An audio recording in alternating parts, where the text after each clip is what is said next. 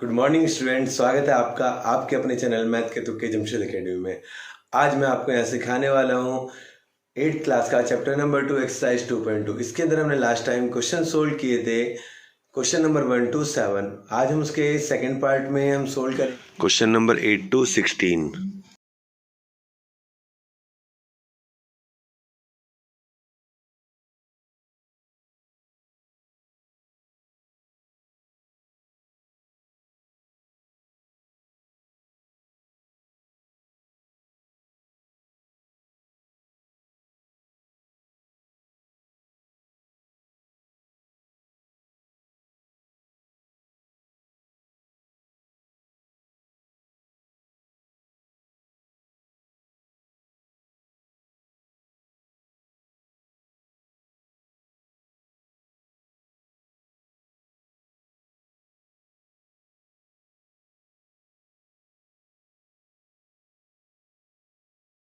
इसमें जो आपको दो चीज़ सिखाई जाएंगी। पहला जो तरीका है आपका, इसका नॉर्मल जो तरीका होता है चला आ रहा है वही तरीका को पूरा कंप्लीटली सोल्व करके, जो दूसरा तरीका होगा वो आपको इसका कल मीन्स नेक्स्ट डे आपको इसके बारे में आपको मिल जाएगा। उसमें आपको शॉर्ट ट्रिक्स के द्वारा बताया जाएगा। इसलिए जो भी चैप्टर्स मैं 8th क्लास के यहाँ दे रहा हूँ तो वो आपके बेसिक नॉलेज के लिए काफ़ी हेल्पफुल होगा, जो आपके कॉम्पिटिटिव एग्जाम्स में आपको फ़ायदा पहुँचाने वाला है।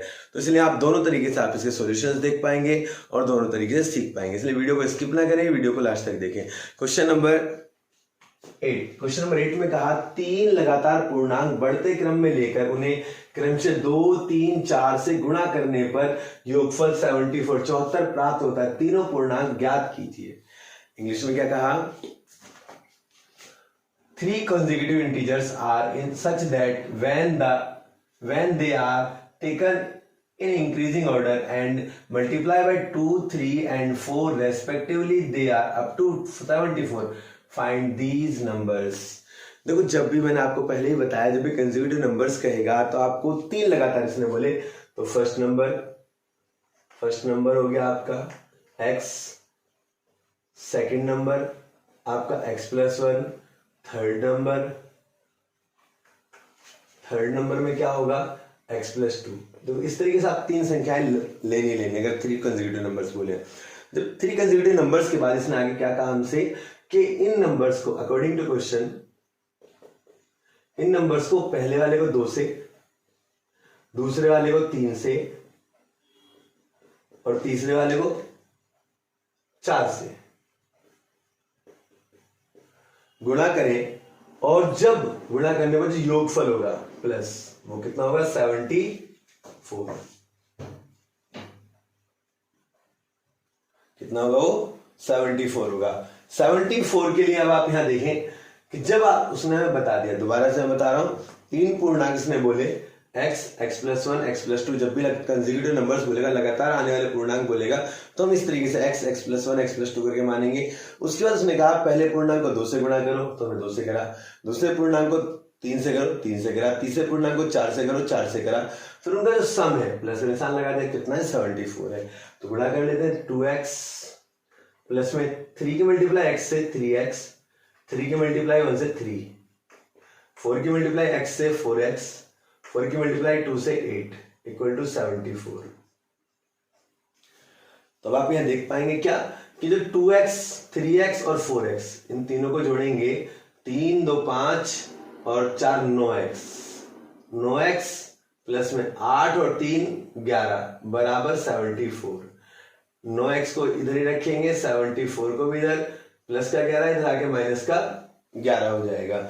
तो जब 74 में से 11 माइनस करेंगे तो आंसर आएगा 63। इधर कितना है 9x, 9 से इसे भी डिवाइड करेंगे, 9 से इसे भी, 9 7 जा 63, 9 1 जा 9, x बराबर 7। तो मतलब हमारे पास x की वैल्यू 7 आ गई।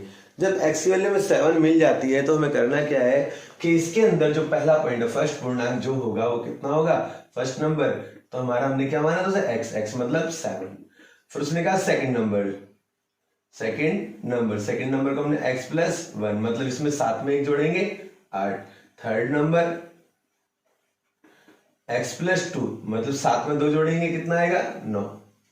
तो इस तरीके से जो तीन नंबर्स जो आएंगे, जो लगातार 3 नंबर्स हैं आने वाले जिनमें इतने से मल्टीप्लाई करके 74 मिलेगा, तो 7, 8, 9 वो 3 नंबर्स क्या है, 7, 8, 9 रिक्वायर्ड नंबर्स या अभिष्ट संख्याएं। क्वेश्चन नंबर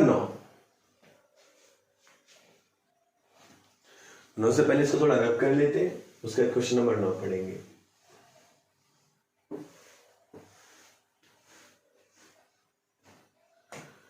क्वेश्चन नंबर 9 में कहा राहुल और हारून की वर्तमान आयु में अनुपात 5:7 है। तो ये दो दोस्त हैं जिनकी आयु का इन्होंने बताया अनुपात 5:7 है। 4 वर्ष बाद उनकी आयु का योग 56 वर्ष हो जाएगा। मतलब 4 वर्ष के बाद उनकी जो आयु का योग होना है वो कितना है, 56 ईयर। तो उनकी वर्तमान आयु क्या है, इंग्लिश में थोड़ा बताए तो मैं आपको, the ages of Rahul and Harun are in the ratio 5:7. 4 years later, the sum of their ages will be 56 years. What are their present ages? तो उसकी प्रेजेंट एज क्या होगी वो हमें बताना। तो देखो इससे पहले जो आपको इसमें 2 बातें बताई उसने, राहुल, 2 नाम बताए आपको। उससे पहले मैं एक चीज और यहां लिख देता हूं, राहुल और हारून।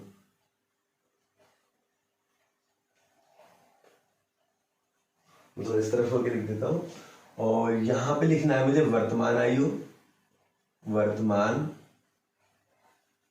आयु। फिर लिखना है मुझे उसने कितने वर्ष बाद बोला, 4 वर्ष बाद, 4 वर्ष बाद। इंग्लिश में बोलेंगे प्रेजेंट एज, और 4 ईयर लेटर, 4 इयर्स लेटर। अब आपको क्या करना है, यहाँ पे जो राहुल की और हारून की जो आयु बताइए 5:7 बोला है, 5:7, तो 5x 7x जो प्रेजेंट एज है, वर्तमान आयु है, उसको हमने 5x और 7x मान लिया। अब आगे क्या करना है हमें, कि जो 4 वर्ष बाद बोला है उसने, 4 इयर्स लेटर है, तो 4 जोड़ देंगे, 5x + 4, 7x + 4। अब आगे क्वेश्चन में क्या कहा उसने, कि the sum of their ages, जो उनके एजेस का सम है 4 ईयर बाद, यानी 4 इयर्स लेटर, 4 वर्ष बाद जो एज उन्होंने बोला कि 5x + 4 ये हो जाएगा, प्लस ये 7x + 4, इन दोनों का जो सम है वो कितना हो जाएगा, 56 ईयर। कितने 6 ईयर हो जाएगा, 56 ईयर। तो 56 ईयर के साथ 5x 7x 12x हो जाएगा, 4 + 4 8 = 56। तो 12x को इधर ही रखेंगे, 5x 56 में से माइनस का 8 करेंगे तो कितना आएगा, 48। ये 12 अपॉन में चला जाएगा, x को रखेंगे, 12 4 जा 48, x = 4। जब x की वैल्यू कितनी आ गई, 4, तो जब हमें x की वैल्यू 4 मिल जाएगी तो हमें राहुल और हारून की वर्तमान आयु, वर्तमान आयु किसकी, राहुल की, उसमें हमें कितने 5x 5 × 4 20 इयर्स, 20 इयर्स 20 वर्ष। हारून की कितनी है, 7x, तो 7 × 4 28 इयर्स, 28 वर्ष। तो इस तरीके से उनकी आयु का जो रेशो दिया था उसके अनुसार उनकी उम्र कितनी, एज कितनी निकली, 20 साल और 28 साल। क्वेश्चन नंबर 10 की तरफ चलते हैं। उससे पहले थोड़ा सा इसको रब कर लेते हैं।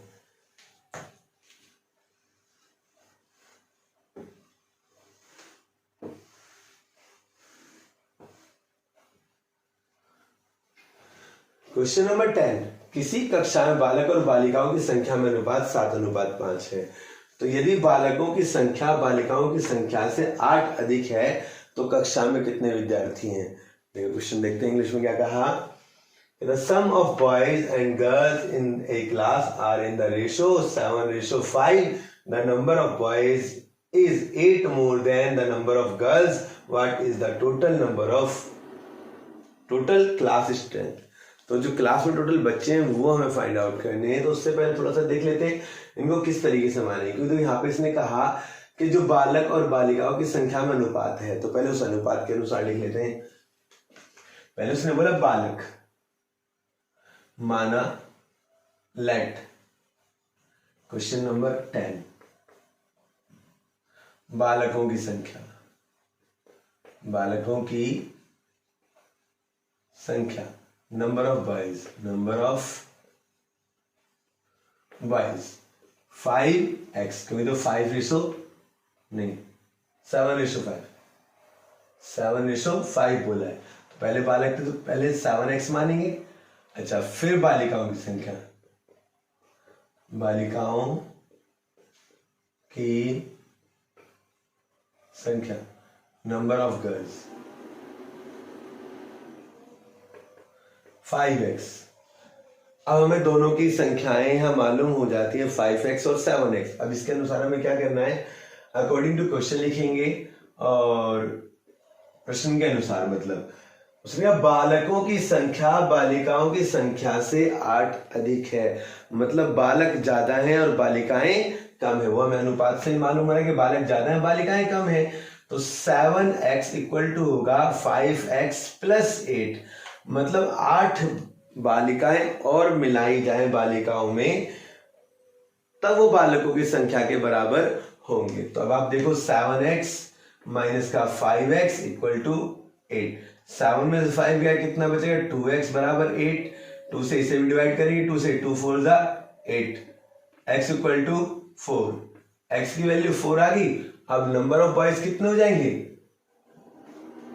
बालकों की संख्या, बालकों की संख्या कितनी है 7x, 7 इंटू में 4, 28 बॉयज।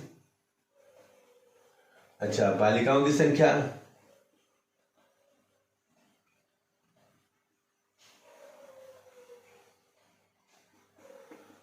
फाइव इंटू में 4, 20 गर्ल्स, मतलब हमें मालूम हो गया कितनी लड़कियां हैं, 20 गर्ल्स हैं और 28 बॉयज हैं। तो आप देख सकते हो कि बालक 8 ज्यादा है बालिकाओं से। इस तरीके से हमारा इसका आंसर भी हमें मिल गया। तो मैं उम्मीद करता हूं आपको क्वेश्चन समझ में आ रहे होंगे। चलते हैं अगले क्वेश्चन की तरफ, क्वेश्चन नंबर 11।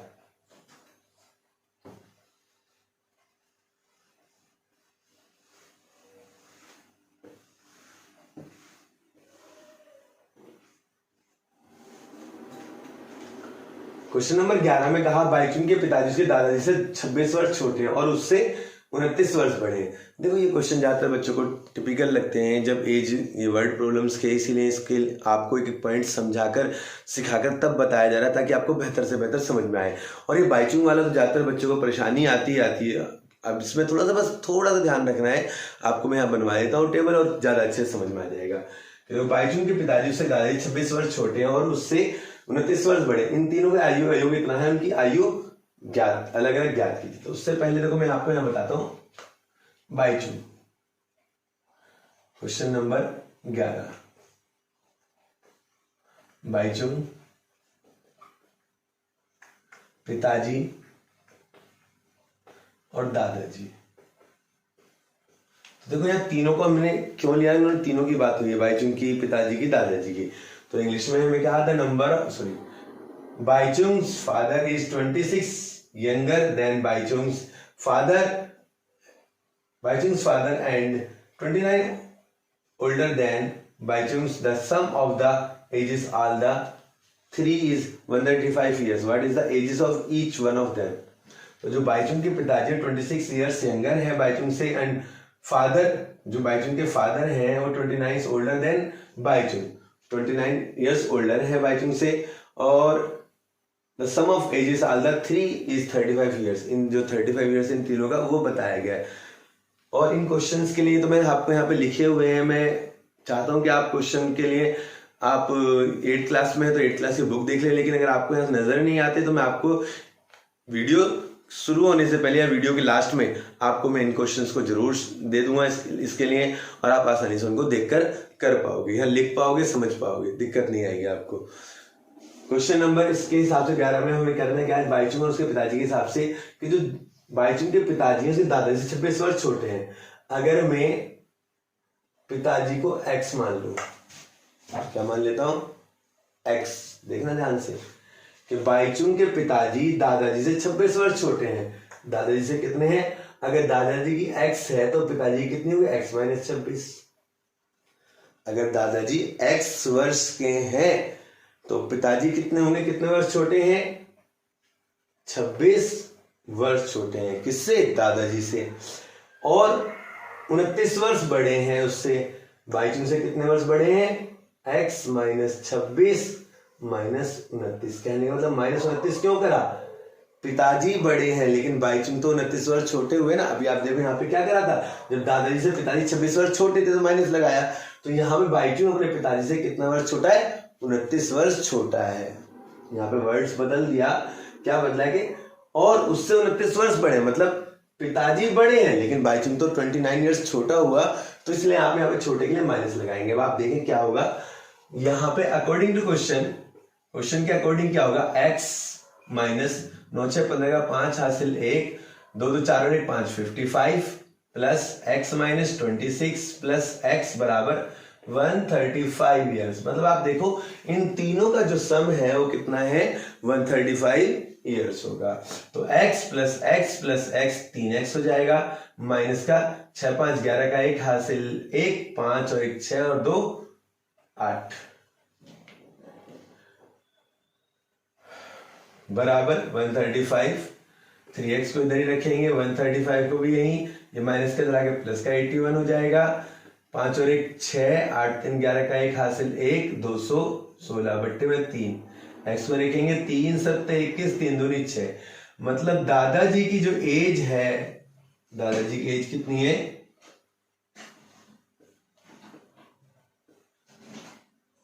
72 ईयर्स, 72 वर्ष। लेकिन जो पिताजी हैं उनकी एज कितनी है, पिताजी की वो कितने छोटे, 72 माइनस 26, तो मालूम है 12 में 6 गए 6 और 6 में 2 गया 4, 46 ईयर्स, 46 वर्ष। अच्छा, और बाईचुंग कितने एज का है, बाईचुंग, तो बाईचुंग की जो एज होगी वो कितनी है, 72 माइनस 55, दोनों को जोड़ेंगे कितना आएगा, 55। तो माइनस करेंगे, 12 में से 5 गया 7 और 6 में से 5 गया 17 वर्ष, 17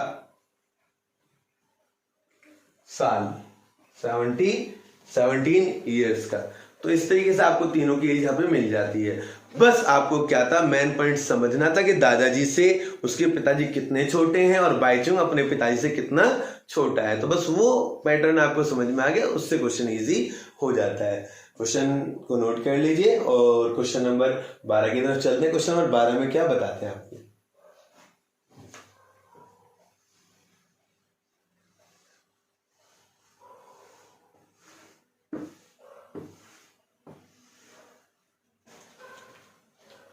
क्वेश्चन नंबर 12, 15 वर्ष बाद रवि की आयु उसकी वर्तमान आयु से 4 गुनी हो जाएगी। रवि की वर्तमान आयु क्या है। 15 years from now, Ravi's age will be 4 times his present age. What is Ravi's age?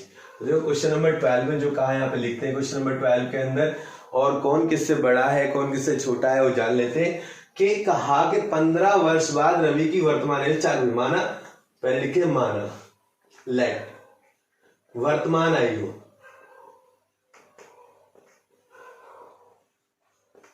Present as x मान लेते हैं। फिर उसने कहा 15 वर्ष बाद, कितने वर्ष बाद बोला, 15 वर्ष बाद, तो 15 वर्ष बाद, 15 वर्ष बाद में क्या होगा, 15 years later, तो x प्लस 15 हो जाएगा। According to question, according to question क्या होगा कि उसने कहा कि उसकी वर्तमान आयु 4 गुनी हो जाएगी, कितने, 15 वर्ष बाद। x प्लस 15 बराबर प्रेजेंट एज कितनी हो जाएगी, 4 गुनी 4x हो जाएगी। ठीक है, तो रवि की वर्तमान आयु क्या है? 15 को यहीं रखेंगे, 4x को भी यहीं रखेंगे, प्लस का x से इधर आके माइनस का x हो जाएगा, बराबर 3x। 15 3 से इसे भी भाग कर देते हैं, 3 से इसे भी, 3 पंजे 15, 3 एकम 3, x बराबर 5 ईयर्स। तो मतलब हमें पता चला कि वो कितने वर्ष का है रवि? 5 वर्ष का है। रवि की वर्तमान आयु कितनी आ गई? 5 ईयर्स ओल्ड, 5 साल। तो अब आगे क्वेश्चन नंबर 13 में क्या कहा? एक परिमेय संख्या को 5/2 से गुणा करने पर 2/3 जोड़ने पर -7/12 प्राप्त होता है, वह संख्या क्या है? A rational number is such that when you multiplied it by 5/2 and add 2/3 to the product of you get -7/12. What is the number? तो पहले क्वेश्चन को पढ़ा हमने, अब इसके बारे में जान लेते हैं किस तरीके इसको लिखना है। उससे पहले इसको रब कर लेते हैं।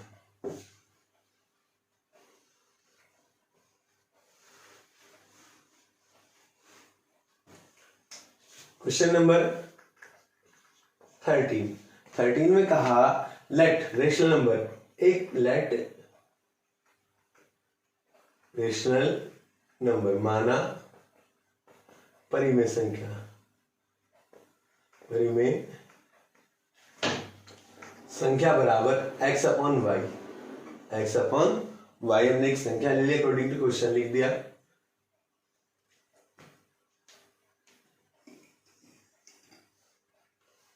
अब उसने कहा परिमेय संख्या को 5/2 से गुणा कर, परिमेय संख्या को 5/2 से गुणा करेंगे, 5/2 xy। फिर उसने कहा 2/3 जोड़ने पर, 2/3 जोड़ने पर क्या मिलेगा हमें? -7/12, -7/12। तो अब देखिए आप, थोड़ा सा ये प्लस का है, इसको इधर लेके आएंगे, माइनस का हो जाएगा। 5x/2y बराबर -7/12 माइनस का 2/3। देखो 3 के पहाड़े में 12 आता है, इनको जोड़ना और घटाना मैंने आपको अपने चैनल की वीडियोस में बताया हुआ है। फ्रैक्शन वाली एक प्लेलिस्ट है, उसमें आप जाकर सीख सकते हैं। बाकी मैं यहाँ पे समझा देता हूँ कैसे करना है। कि जो 3 है, 3 का पहाड़ा इतनी बार पढ़ोगे 12 है, 3 चौक 12, 4 बार, तो ऊपर नीचे 4 से गुणा कर देंगे।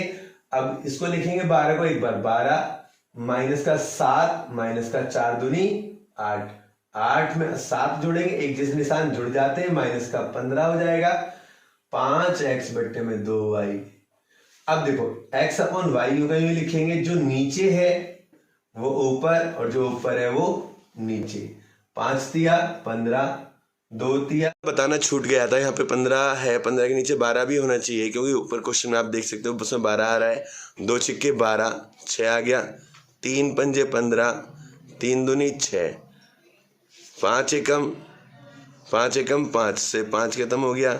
तो x/y जो आएगा यहाँ पे वो आएगा -1/2।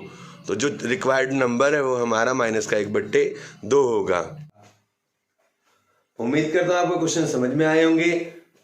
Question number 14, Lakshmi is a cashier in A bank, she has currency notes of denominations Rs100, Rs50 and Rs10 respectively. The ratio of the number of these notes 2:3:5. The total cash with Lakshmi is Rs4 lakh. How many notes of each denomination does she have?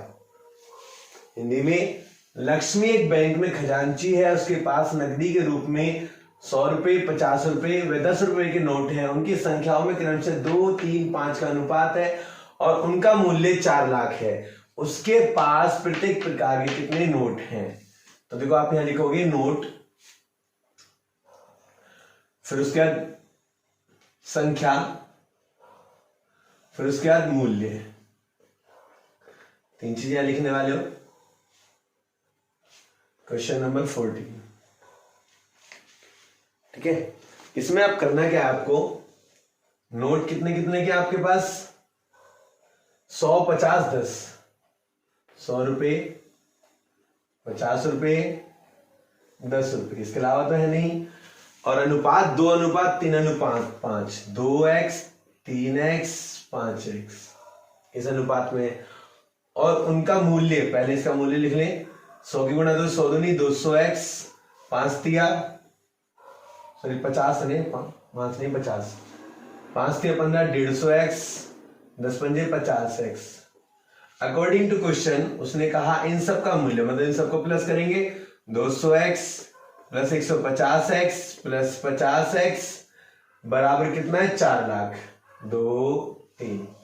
तो 200 और 200 400x बराबर 4 lakh.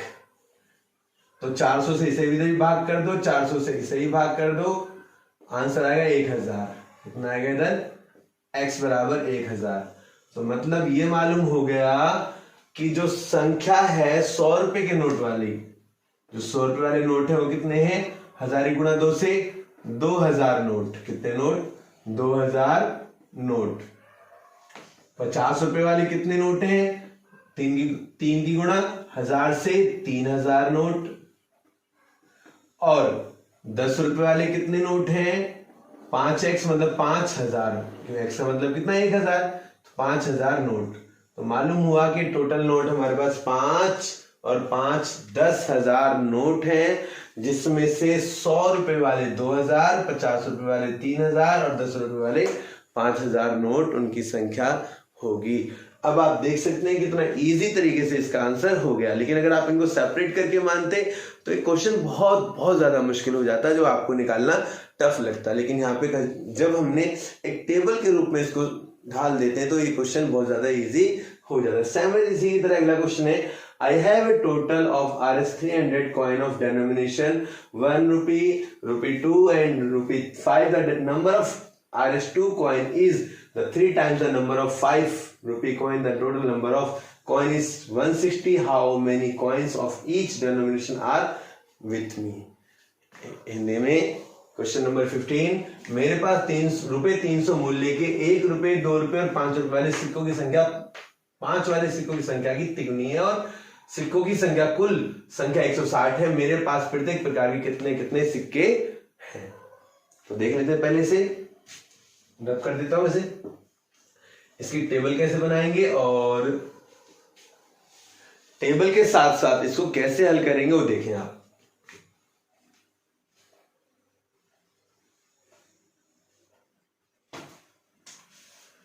Question number 15,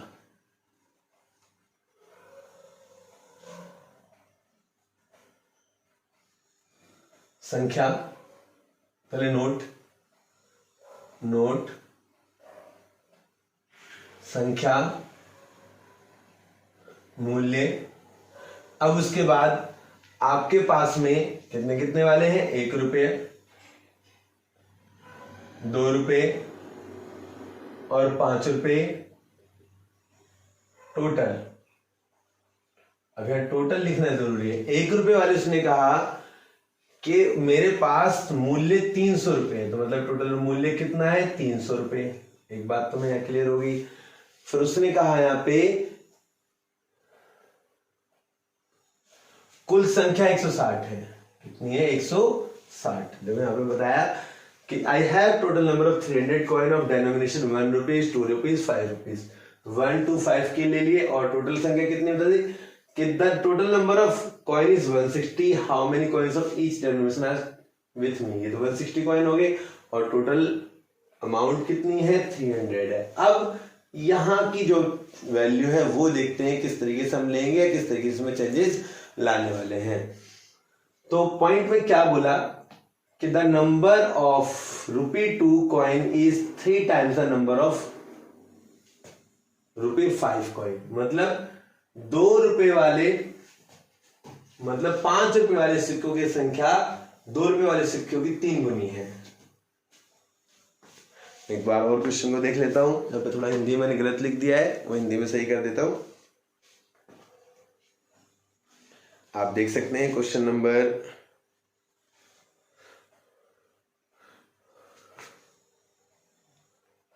दिखाया है यहाँ पे, वही मैं आपको यहाँ पढ़कर बताने वाला हूं कि 2 रुपए 2 वाले सिक्कों की संख्या 5 वाले सिक्कों की संख्या की 3 गुनी है। रुपए 2 वाले सिक्कों की संख्या 5 वाले सिक्कों की संख्या की 3 गुनी है। 2 रुपए वाले सिक्कों की संख्या 5 वाले सिक्कों की संख्या की 3 गुनी है। देखो यहाँ पे पॉइंट थोड़ा गलत हो गया था कि जो तुलना हो रही है, थोड़ा ध्यान से देखें आप, क्या कहा उसने कि 2 वाले सिक्कों की संख्या किसकी 3 गुनी है, 5 वाले सिक्कों। अगर 5 वाले सिक्कों को x मान लेता हूं तो ये कितना हो जाएगा 3x। तो क्या कहा कि जो 2 रुपए वाले सिक्के हैं वो 5 रुपए वाले के 3 गुना है। अगर 5 वाले को x मान लो तो कितना हो जाएंगे 3x। टोटल सिक्के 160 हैं, उसमें से मैं क्या माइनस करने वाला हूं 3 और एक 4x। कितना x 4x, क्योंकि आप खुद देखो कैसे 4x माइनस किया। मान लीजिए 2 दोस्त हैं, उनके एक के पास 3 रुपए हैं, एक के पास 4 रुपए हैं, लेकिन जो तीसरा दोस्त है उसके पास पता नहीं कितने हैं। तो 3 रुपए और 4 रुपए को अगर मैं जोड़कर जो टोटल है उसमें से माइनस कर दूंगा तो हमारा आंसर आ जाएगा। देखो मान लीजिए कि एक जो टोटल है 160 रुपए और 2 दोस्तों के पास मिला के बैठते हैं 3 और एक 4, 40 रुपए मान लो। तो आप क्या करोगे, तो तीसरा दोस्त है उसके पास माइनस करके निकाल लोगे, 120 रुपए आएंगे तीसरे दोस्त के पास। तो मतलब क्या, अगर आपने उन दोनों के जोड़ के माइनस कर दे टोटल में से तो तीसरे दोस्त का निकल के आ जाएगा। अब इसी तरीके से आगे करने वाले हैं। 1 रुपए के हिसाब से 160 माइनस 4x, 3 दूनी 6x, 5 एकम 5x। अब अकॉर्डिंग टू क्वेश्चन कर जाए, अकॉर्डिंग टू क्वेश्चन। तो 160 minus 4x plus 6x plus 5x बराबर 300 रुपए। तो देखो 6 में 4 गया 2x प्लस में 5x बराबर 300 माइनस 160, प्लस का है इधर आके माइनस का हो जाएगा। 5 और 2 7x, यहाँ कितना है 140, x को नहीं रखेंगे 140 बट्टे में 7, 2 14 20, x बराबर कितना आ गया 20। तो जब x की वैल्यू 20 है तो क्वेश्चन में क्या पूछा कि प्रत्येक कितने कितने सिक्के हैं। तो मतलब अब आप देख सकते हैं 1 रुपए वाले सिक्के कितने होंगे 160 माइनस 4 गुणा 20, 20 चौक 80, 160 माइनस 80 मतलब 80 सिक्के। कितने सिक्के 80 सिक्के होंगे। अच्छा क्वेश्चन हम उसके 2 रुपए वाले कितने होंगे, 2 रुपए वाले उसने बताया 3x, तो 3 गुणा 20 60 सिक्के। और 5 रुपए वाले कितने होंगे, 5 रुपए वाले जो ऑलरेडी 20 है तो 20 सिक्के। इस तरीके से तीनों के सिक्के हमें मालूम हो गए कि कितने कितने किसके सिक्के होंगे। अब चलते हैं question number last, question number 16। The organisers of an essay competition decide that a winner in the competition gets a prize of Rs100 and a participant who does not win get a prize of Rs25. The total prize money distributed is Rs3000. Find the number of participant is 63. Hindi में एक निबंध प्रतियोगिता में आयोजकों ने तय किया कि प्रत्येक विजेता को 100 रुपए और विजेता को छोड़कर प्रत्येक प्रतिभागी को 25 रुपए पुरस्कार के रूप में दिए जाएंगे। यदि पुरस्कारों में बांटी गई राशि 3000 थी तो कुल 63 प्रतिभागियों में विजेताओं की संख्या ज्ञात कीजिए। मतलब टोटल प्रतिभागी 63 थे। अब कैसे कैसे क्या है वो आपको यहाँ बताता हूं, फिर देखते हैं किस तरीके से होना है। पहले इसे रब कर लेते हैं।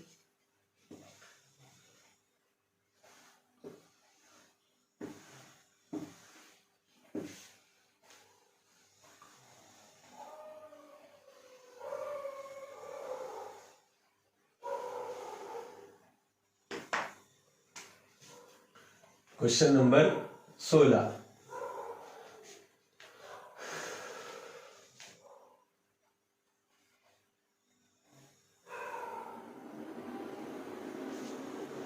देखो यहाँ पे 2-3 चीजें यहाँ पे बताई गई। तो यहाँ पे बता दो आपको कि जो विजेता है उसको 100 रुपए बोले और जो विजेता नहीं है तो उसे 25 रुपए बोले। कितने कितने, जो विजेता है उससे 100 रुपए, जो विजेता नहीं है उसे 25 रुपए दिए जाएंगे। अच्छा, और जो पुरस्कार में जो राशि बांटी गई वो इतनी है और कुल प्रतिभागी इतने। तो देखो यहाँ पे संख्या, मूल्य, विजेता, विजेता नहीं, कुल टोटल।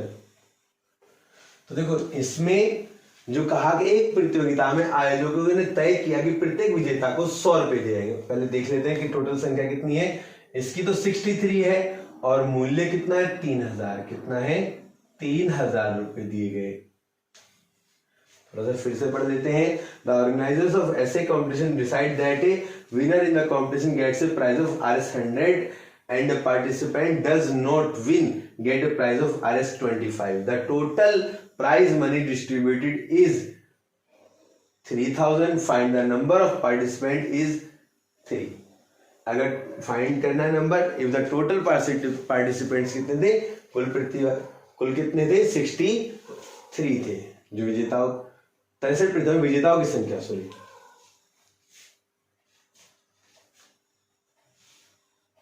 इसका भी मैंने कुछ गलत लिखा है, थोड़ा सा मैं देख लेता हूं क्या लिखा है इसका।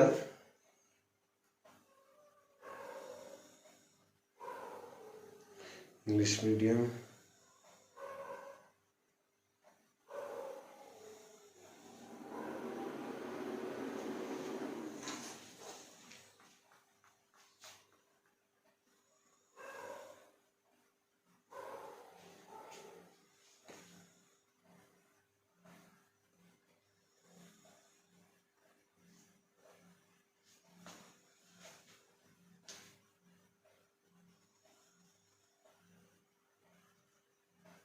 find the number of winners.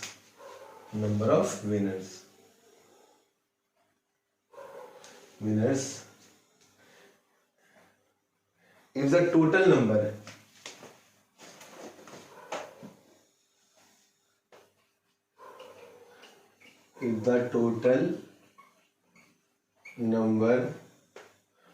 of participants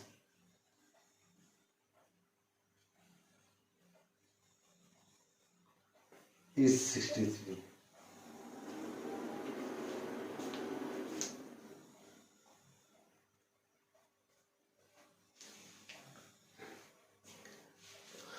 तो आपने एक बार पढ़ देता हूं इस पूरे क्वेश्चन को। देखो यहाँ पे मैं दिखा के आपको।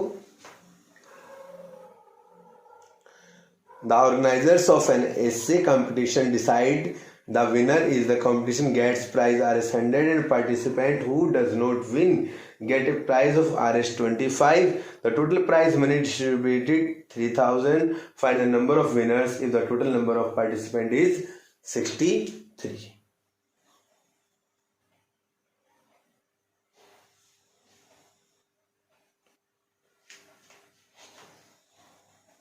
तो अब टेबल में कैसे बनेगा वो देखते हैं यहाँ पे। कि अगर हम विजेता को हम x मान लेते हैं तो विजेता नहीं हो कितना हो जाएगा 63 माइनस x। ठीक है। अब मूल्य का हमें पता कैसे चलेगा, तो मूल्य का उसने बताया कि जो विजेता है 100 रुपए, तो 100x हो गया। और जो विजेता नहीं है उसे कितने रुपए 25, तो 25 गुणा में 63 minus x। According to question 100x plus 25 की गुणा 63 से कर लेते। 25 मैं यहां करके बता देता हूं। देखो अकॉर्डिंग टू क्वेश्चन 25 की गुणा 63 से 25 दिया 75 का 5 हासिल 7, 25 छिंग 150 और 7 157 1575। 25 गुणा x से माइनस का 25x बराबर कितने रुपए हो गए 3000 रुपए। कितने रुपए 3000 रुपए।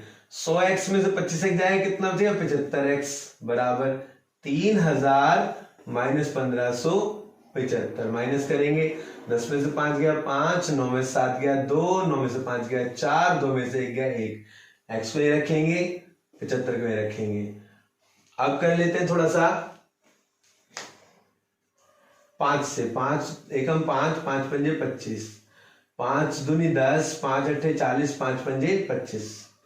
15 से 15 एकम 15, तो कितना बचेगा 5 और 8 5 13, 115 निम्मा 135। x बराबर 19।